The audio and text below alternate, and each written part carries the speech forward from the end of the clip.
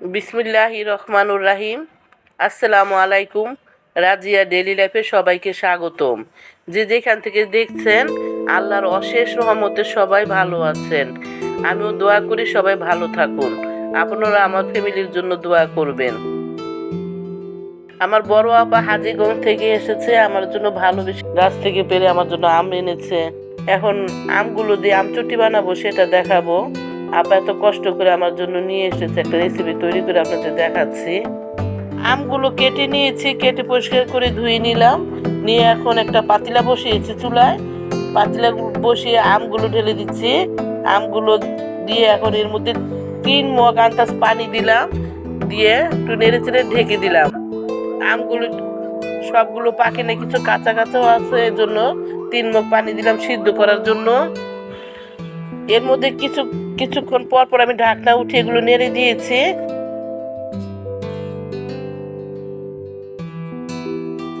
কিছুক্ষণ পর পর নেড়ে দিয়েছি।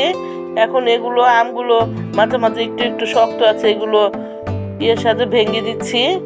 দেখেন, এইভাবে ভেঙে দিতে হবে, একদম লিকুইড করে নিতে হবে।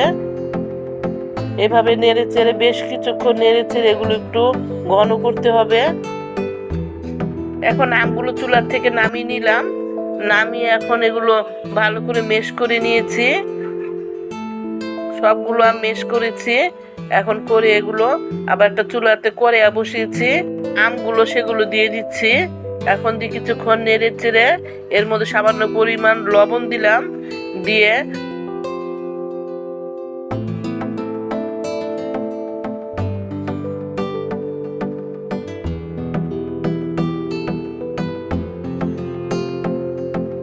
চার পাঁচটা শুকনা মরিচ ভেজে এগুলো মিহি করে বেটে নিয়েছি, এগুলো দিলাম। দিয়ে বেশ কিছুক্ষণ নেড়ে চেড়ে এগুলো মশলাগুলো মিশিয়ে নিলাম।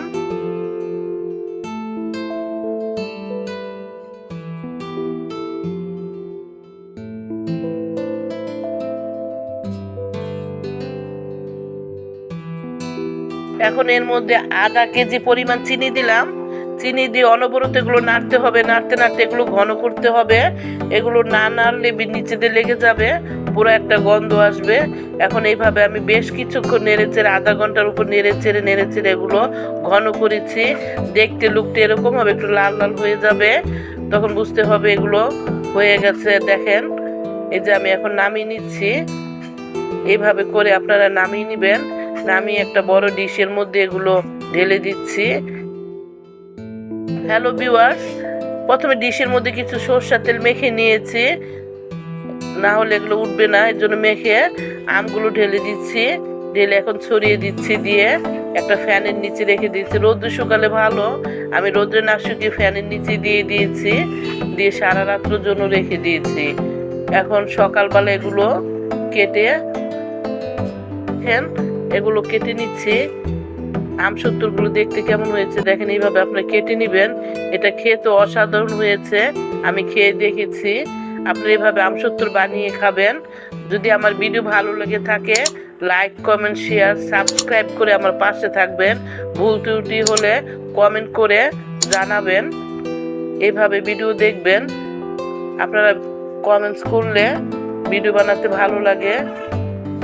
অনেকক্ষণ আমার ভিডিও দেখার জন্য অসংখ্য ধন্যবাদ। সবাই ভালো থাকবেন। আসসালামু আলাইকুম। আল্লাহ হাফেজ।